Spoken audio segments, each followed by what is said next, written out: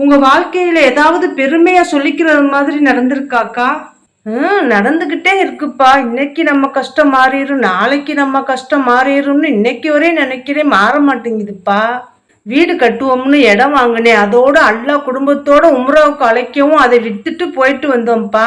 40 பவுன் வச்சிருந்தேன். அல்லாஹ் நம்மோட இருக்கிறான்னு அனைத்தையுமே தியாகம் செஞ்சுட்டு இதுவரை சோதனையிலேயே வாழ்றேன்ப்பா. அப்போ உங்களுக்குன்னு எதுவுமே இல்லையா? விலை மதிக்க முடியாத பொக்கிஷம் ஒண்ணு என்கிட்ட இருக்கு. அப்படி என்ன பொக்கிஷம் இருக்கு? என் கணவர் தான்ப்பா. அவங்க மூலியமே அல்லாஹ் எனக்கு ரிஸ்கை வழங்குகிறான். அல்ஹம்துலில்லாஹ்.